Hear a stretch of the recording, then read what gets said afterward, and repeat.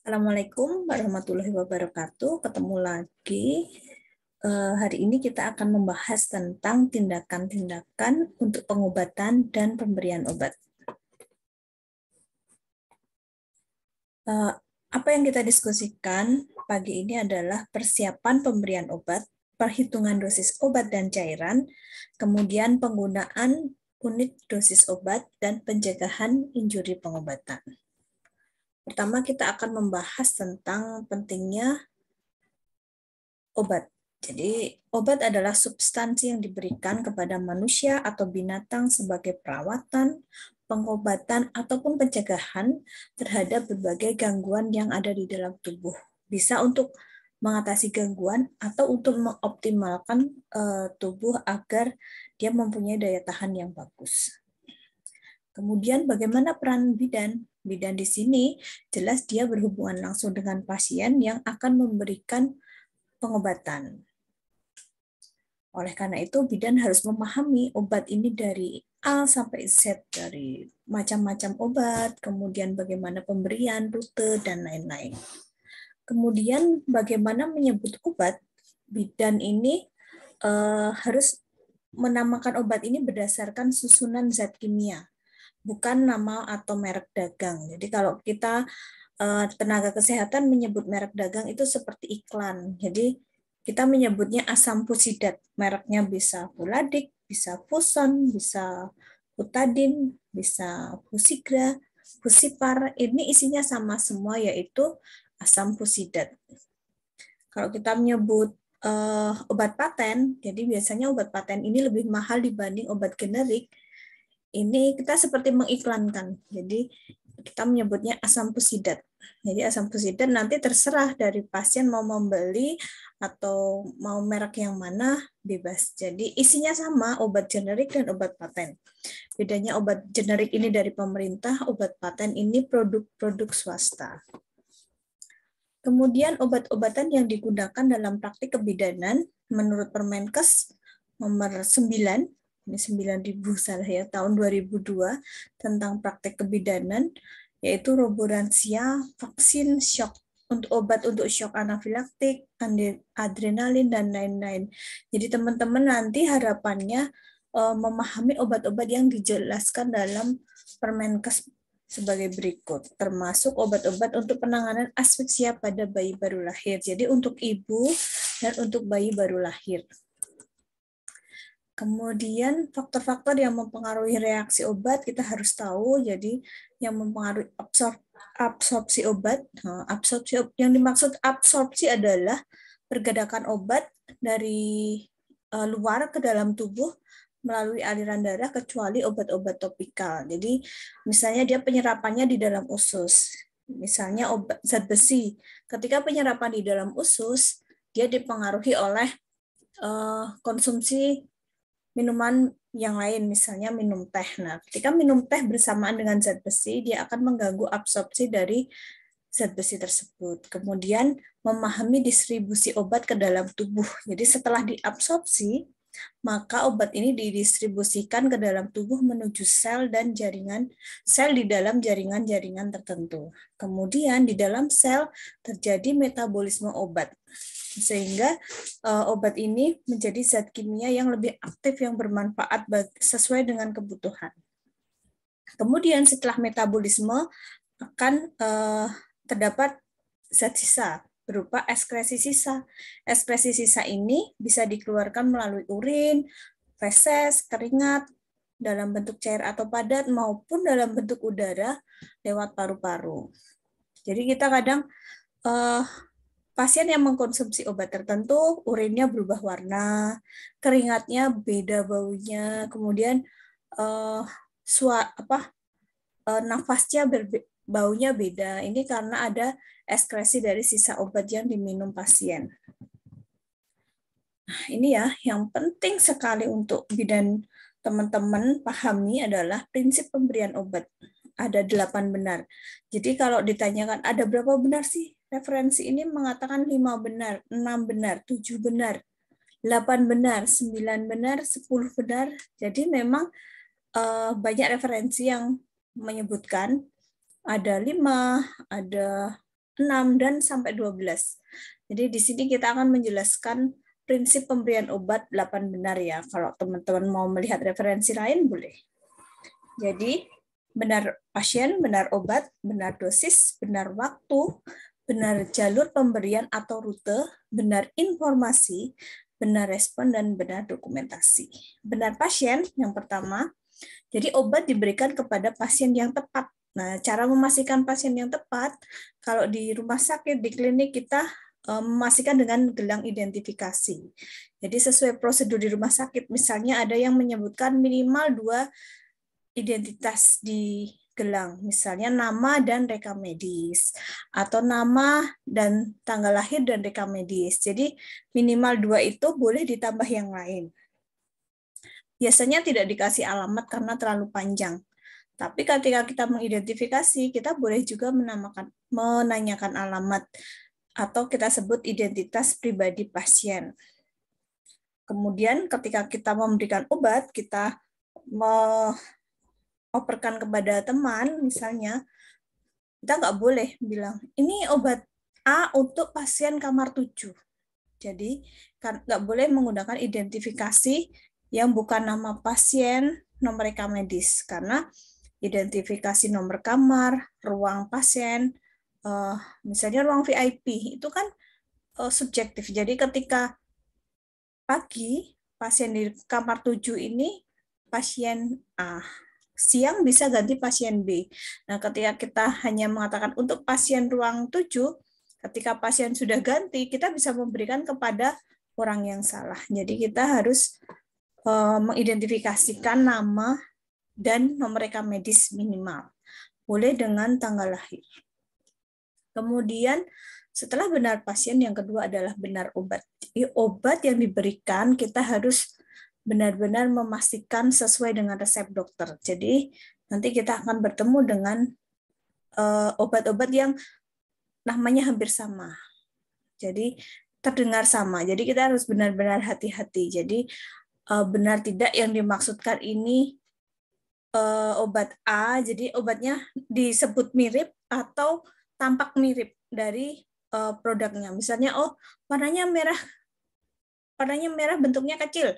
Wah, ini langsung disaut. Padahal itu beda obat. Jadi sama-sama warna merah. Jadi look alike, hampir sama penampakannya, atau sound alike. Jadi diucapkan sama. Kalau sound alike itu diucapkan sama, kalau look alike itu tampak sama.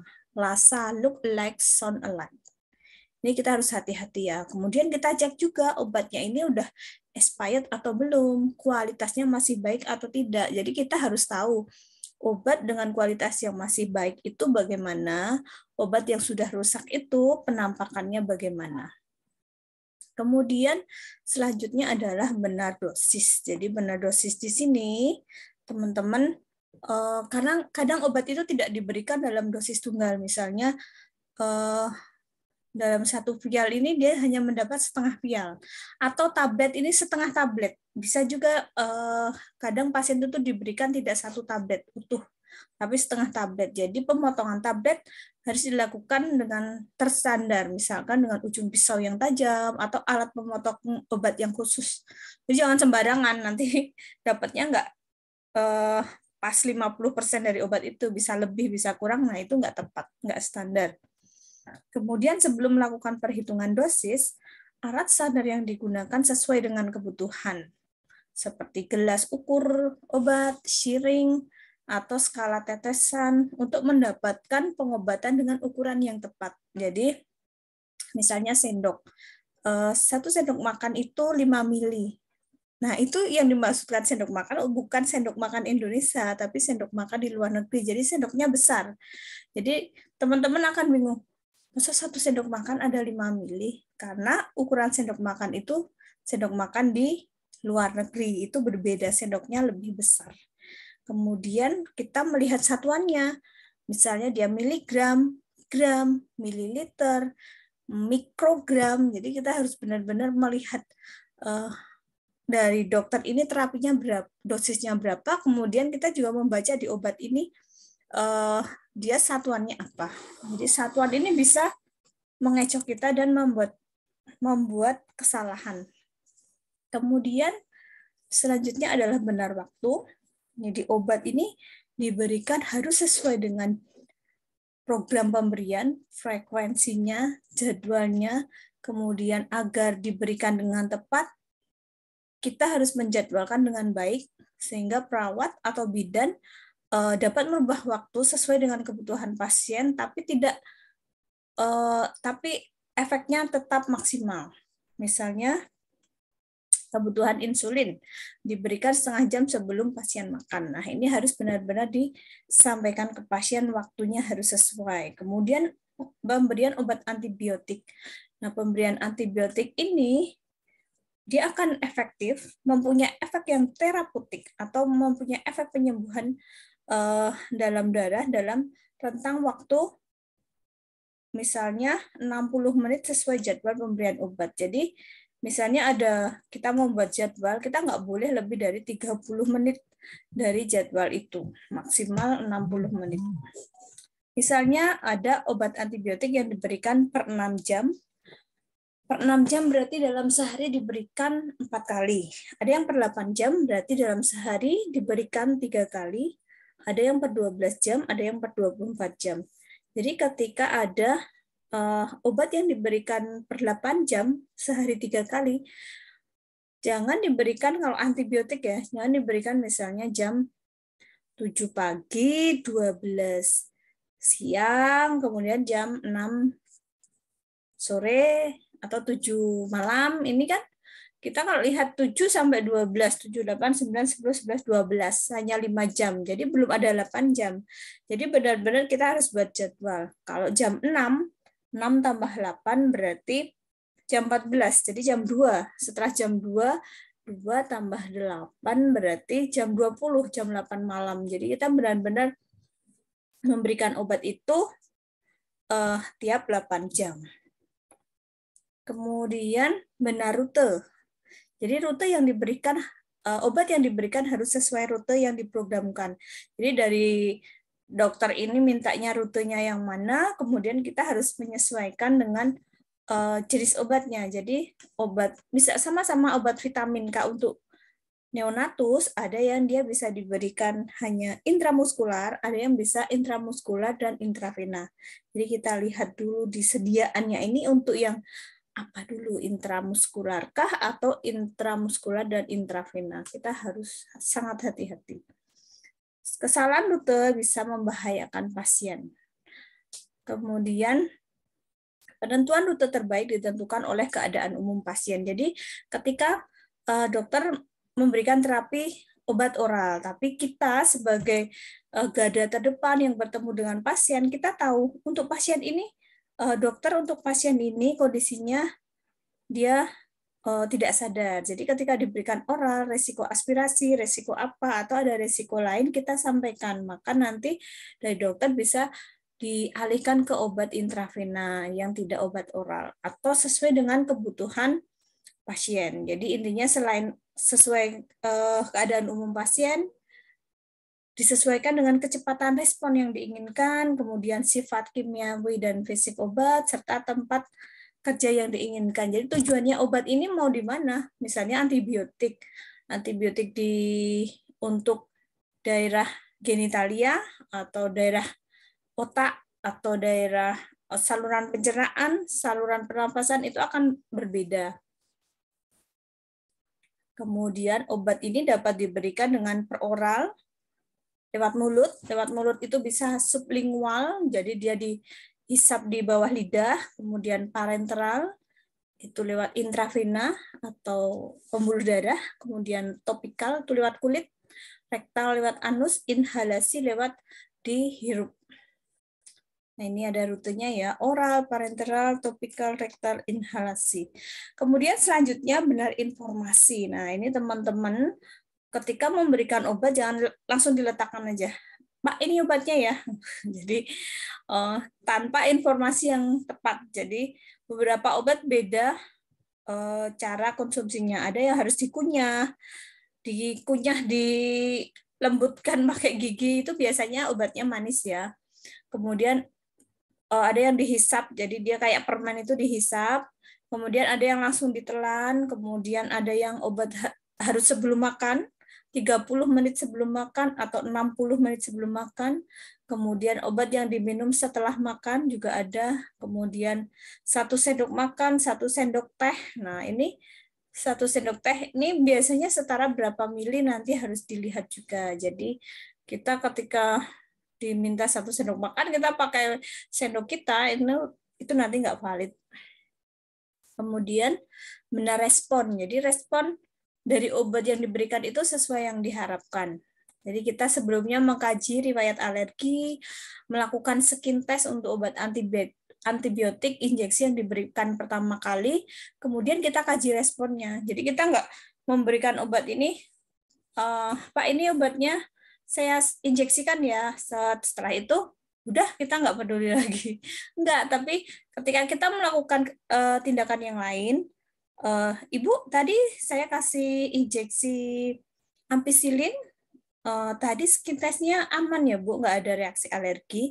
Setelah itu kita berikan injeksi ampicillin sesuai dengan dosis. Jadi dosisnya kalau skin test itu kan sedikit ya, kalau dosis yang benar kan sesuai dosis. Nah, ketika diberikan sesuai dosis, apakah Ibu merasakan sesuatu, misalnya mual, gatal, pusing, gitu. Jadi tetap kita kaji, walaupun hasil skin test bagus, tetap kita mengkaji karena resiko alergi itu pun mungkin terjadi ketika hasil skin test bagus. Kemudian yang terakhir adalah yang ke-8 adalah benar dokumentasi. Ini juga penting. Jadi dokumentasi dilaksanakan setelah pemberian obat dan dokumentasi alasan obat tidak diberikan. Misalnya pasien tidak diberikan obat injeksi karena infusnya rembes, itu ditulis. Jadi ketika jadi diberikan ditulis, tidak diberikan ditulis. Jadi ketika kita melakukan sesuatu, tapi kita tidak mendokumentasikan, berarti kita dianggap tidak melakukan. Oke, ketika kita mendokumentasikan, kita harus mendokumentasikan hal yang kita lakukan. Jadi kalau kita melakukan tapi tidak kita dokumentasikan, kita ketika di mata hukum kita salah, jadi kita dianggap tidak melakukan. Misalnya pemberian obat harus 3 kali, kita mendokumentasikan 2 kali, kita dituntut, ya kita salah, kita hanya melakukan 2 kali. Yang 1 kali itu tidak didokumentasikan, maka dia dianggap tidak melakukan. Kemudian ketika kita hanya melakukan 2 kali, kita mendokumentasikan 3 kali. Jadi ada ya seperti itu dari pasiennya menuntut, kenapa hanya diberikan 2 kali? Harusnya 3 kali. Dari tenaga kesehatannya bilang, saya memberikannya 3 kali. Ini ada buktinya, dokumentasinya. Tapi demi Allah, dia bersumpah, dia hanya melihat diberikan 2 kali. Kemudian baru ingat tenaga kesehatan, oh iya, yang sekali itu sudah saya tulis, tapi lupa saya tidak berikan. Nah, itu kan, jadi dokumentasi itu dilakukan setelah kita melakukan tindakan. Atau kita batal melakukan tindakan, kita dokumentasikan. Dokumentasi itu adalah pelindung bagi tenaga kesehatan ketika menghadapi kasus hukum. Kemudian, ini ya, perawat atau bidan dan petugas kesehatan yang lain penting melakukan dokumentasi untuk melakukan komunikasi. Jadi misalnya obat X diberikan secara oral dengan cara dikunyah. Itu didokumentasikan. Jadi ketika nanti kita operan kepada teman sejawat, kita operkan, kita tuliskan juga. Karena tidak semua apa yang kita operkan itu teman-teman ingat. Jadi ketika dia baca ulang, oh ini harus tabletnya harus dikunyah. Oh jadi Pak ini Bu ini dikunyah ya, jangan langsung ditelan ya, karena supaya efeknya lebih bagus, lebih maksimal, lebih optimal seperti itu. Jadi ketika kita tidak menuliskan, apa yang kita sampaikan secara lisan itu kadang tidak semua diingat. Kemudian dokumentasi sebelum melakukan pemberian obat sesuai standar. Ini yang harus dilakukan adalah, misalnya kita akan melakukan pemberian obat, kita dokumentasikan nama lengkap pasien, tidak ditulis dengan singkatan, misalnya ini obat ini untuk Bapak, Ibu Nur SP, jadi Kan bisa nama itu sama ya, kemudian ditulis juga waktu pemberiannya, dosis ini semua ditulis dengan tepat, lengkap, jadi jangan sampai ada kesalahan dari informasi dari dokumentasi. Jadi dokumentasinya juga harus tepat agar informasi di dokumentasi ini tidak salah. Kemudian masalah yang bisa muncul terhadap penulisan resep obat diantaranya adalah informasi yang tidak lengkap. Misalnya tidak disebutkan dikunyah. Biasanya ditelan, paling ditelan juga, nggak ada tulisannya dikunyah.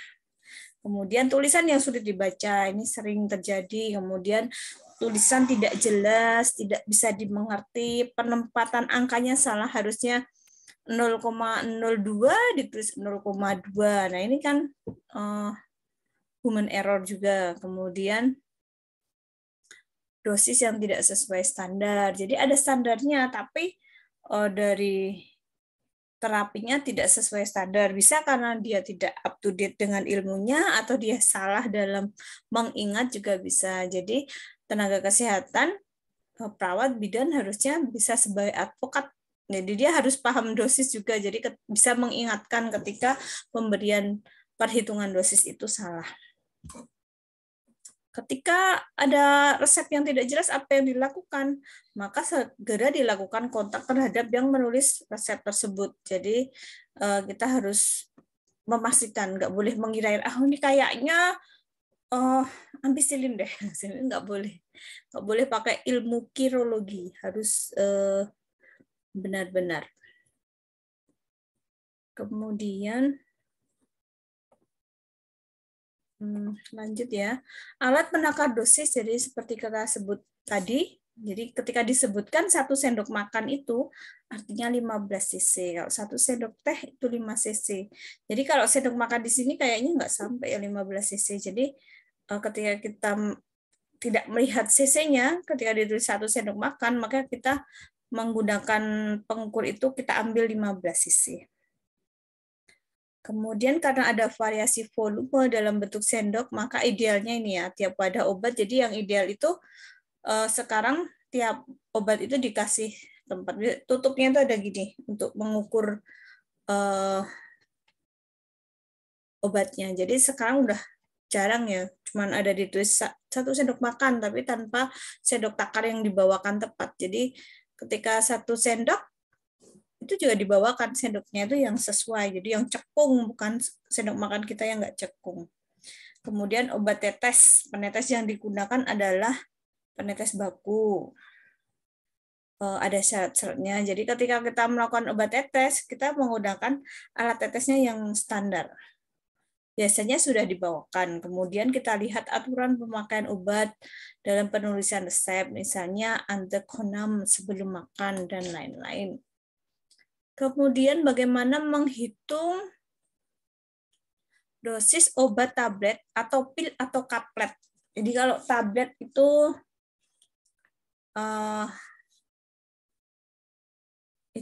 apa ya, obat yang dipadatkan. Nanti ada kapsul, pil kapsul itu obat itu tidak dipadatkan tapi dibungkus dengan cangkang. Kalau kaplet ini ya dua-duanya, jadi obat tapi dibungkus. Ini rumusnya seperti ini, obat tablet ya, obat tablet. Kemudian menghitung dosis obat tablet atau obat kaplet.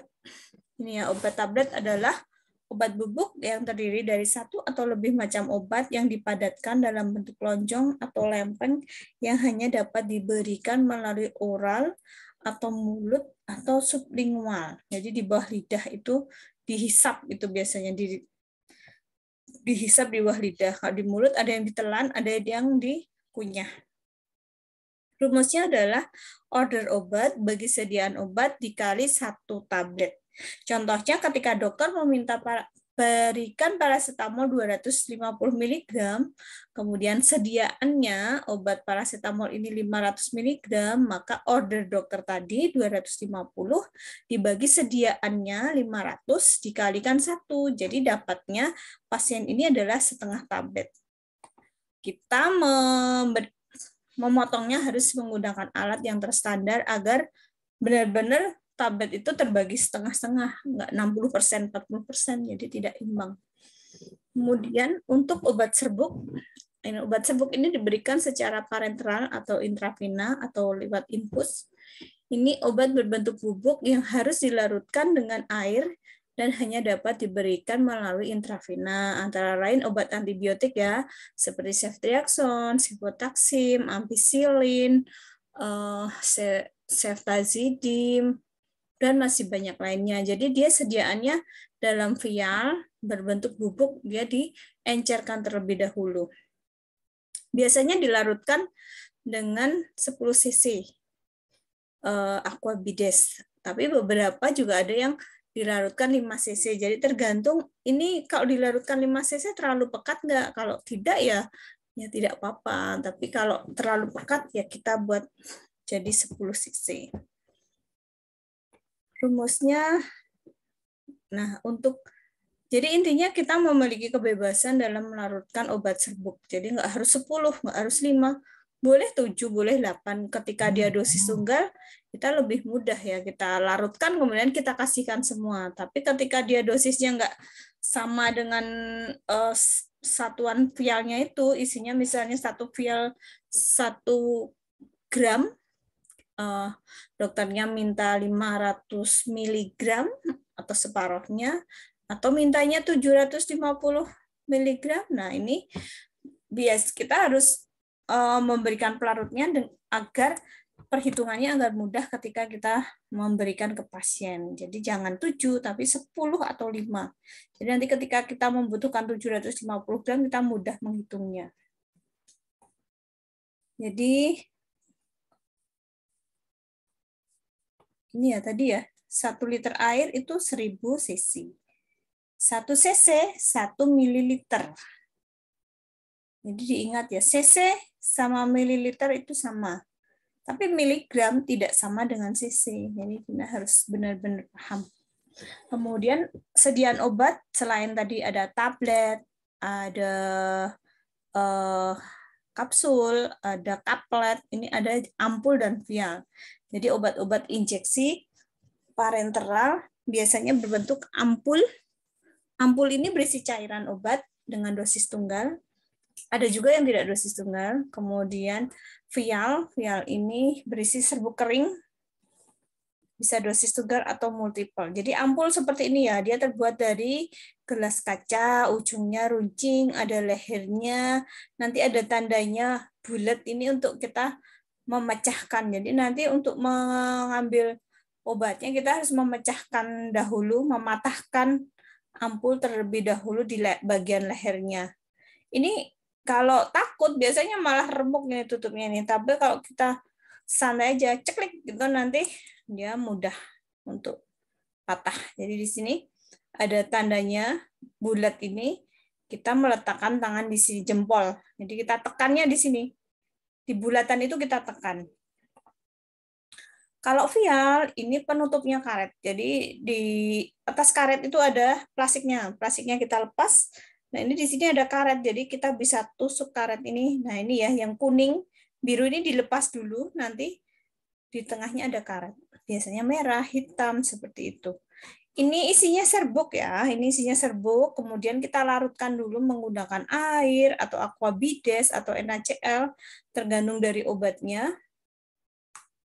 Beberapa juga dituliskan pelarutnya, kadang ada yang dibawakan juga pelarutnya atau ditentukan misalnya 2 cc pelarut, 1 cc, 5 cc, ada yang tidak ditentukan. Ini ya, vial, jadi yang tadi ampul, yang ini vial. Kemudian perhitungan dosis obat injeksi parenteral, ini harus benar-benar kita membaca kemasan atau label obat. Kita lihat dosis total antara ampul dan vial. Jadi beda-beda, kadang ampul A dan ampul B ini bisa satu obat yang sama, tapi yang ampul yang seri A ini berisi 2 mili cairan mengandung obat A ini 0,25 mg per 2 mili. Ampul B ini mengandung obat A juga sama, tapi 2 mili ini 5 mg tiap mili. Jadi kita harus bisa benar-benar melihat ini ya, kita harus teliti. Jadi karena kita tertukar-tukar. Oke, ini ya. Jadi order dokter bagi sediaan dikali pelarut. Misalnya kita larutkan jadi 10. Dokternya minta 750 mg. Padahal di obatnya 1 vial itu ada 1 gram. 1 gram itu 1000 mg. Jadi ini 750 mg dibagi 1000 mg sediaannya dikali pelarut, dilarutkan misalnya dalam 5 cc atau 10 cc. Nah, itu nanti ketemu kita berapa cc harus diberikan ke pasien. Tapi ketika order dokternya 1 gram, sediaan obat 1 gram, ya mau dikasih pelarut berapa aja ya semua dikasihkan. Jadi ketika ini berbeda, ini hati-hati. Ketika ini sama, ini bebas. Ini contohnya ya. Contohnya teman-teman bisa baca sendiri. Nanti ada kasus, harapannya setelah baca pelan-pelan contoh ini, teman-teman bisa menghitung kasus yang diberikan. Jadi misal seorang pasien jiwa akan diberikan chlorpromazine sebanyak 12,5 mg secara IM. Sediaan obat yang ada berupa ampul berisi 1 mili cairan dengan dosis 25 mg. Jadi dosis order mintanya dokter ini 12,5 dibagi dosis sediaan 25 dikalikan dalam 1 ampul itu berapa volumenya? Ada yang 1 mili, ada 2, ada 5, ini 1, jadi kali 1. Maka 1/2 kali 1, 0,5 mili. Jadi isinya tadi 1 mili, kita ambil separuhnya, 0,5. Nah, setelah itu kita harus memperhatikan keselamatan pasien. Jadi keselamatan pasien atau patient safety, WHO menyebutkan keselamatan pasien adalah tidak adanya bahaya yang dapat dicegah pada pasien selama proses perawatan kesehatan. Disiplin keselamatan pasien merupakan upaya terkoordinasi untuk mencegah kerusakan yang disebabkan oleh proses keperawatan itu sendiri. Jadi nanti ketika kita tidak memperhatikan keselamatan pasien, pasien dapat cedera. Jadi nanti terjadi kejadian yang tidak diinginkan atau kejadian nyaris cedera. Jadi belum cedera tapi nyaris cedera. Jadi ketika ini misalnya obatnya salah, ternyata obatnya salah, belum dikasihkan ke pasien, itu sudah kejadian nyaris cedera. Jadi kalau sudah diberikan, pasiennya nggak cocok gitu, misalnya dia alergi karena kita salah memberikan obat, nah itu kejadian tidak diinginkan. Tapi ketika kita sudah menyadari sebelum diberikan, kejadian nyaris cedera. Bagaimana langkah-langkah pelaksanaan agar tidak terjadi kerugian pada pasien? Jadi langkah-langkah untuk menjaga keselamatan pasien. Jadi kita memperhatikan nama obat, penampakan atau rupanya, kemudian ucapannya.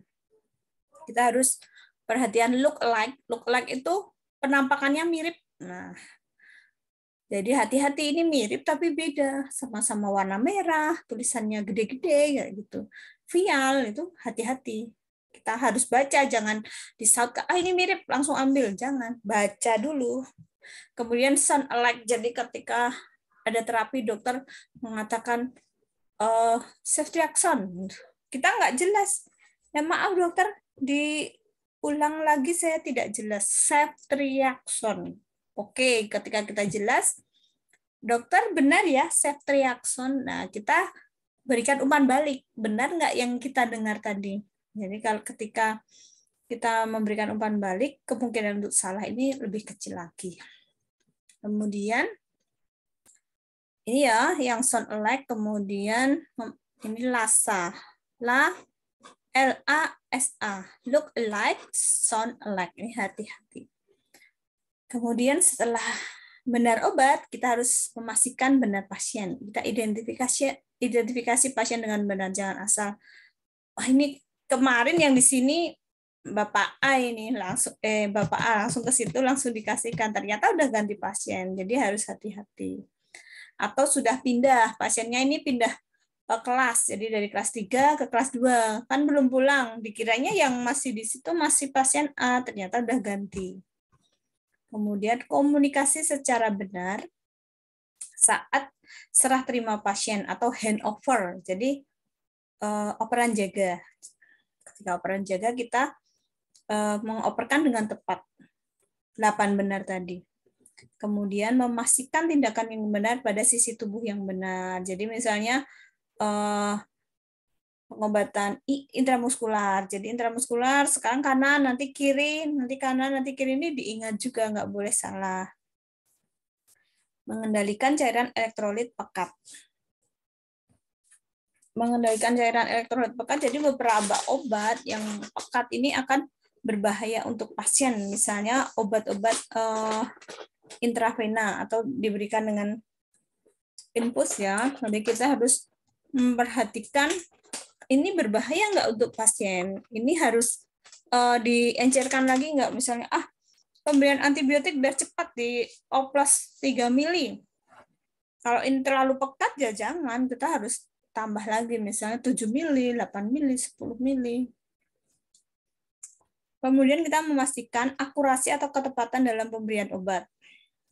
Misalnya waktunya, rutenya, kemudian menghindari salah kateter dan salah sambung selang. Jadi bisa ya, karena pasien itu kadang dia selangnya banyak.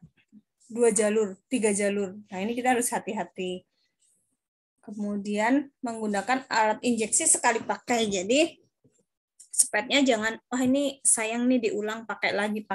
Ini bisa meningkatkan risiko infeksi. Kemudian meningkatkan kebersihan tangan untuk mencegah infeksi nosokomial. Jadi selalu cuci tangan 6 langkah. Kemudian definisi kesalahan pemberian obat. Ini peristiwa yang dapat dicegah dan dapat menyebabkan penggunaan obat yang tidak tepat atau membahayakan pasien. Jadi kejadian tersebut mungkin berhubungan dengan praktek profesional, produk perawatan kesehatan, prosedur. Jadi tidak hanya di klinik di rumah sakit, tapi masih bisa di tempat-tempat lain ya. Ini definisi kesalahan pemberian obat. Ini mencakup dari awal terapinya salah, atau lupa, jadi jadwalnya jam 7 harus diberikan, belum diberikan, atau mundur 2 jam, kemudian memberikan 2 kali obat yang dilupakan sebagai kompensasi, misalnya jam 7 nggak dikasih, nanti jadwal yang jam 2 dikasih double, nah itu salah juga itu. Medication error. Waktunya yang salah, rutenya salah. Nah, udah selesai. Terima kasih teman-teman atas perhatiannya. Semoga yang saya berikan ini bermanfaat. Saya tutup. Wassalamualaikum warahmatullahi wabarakatuh.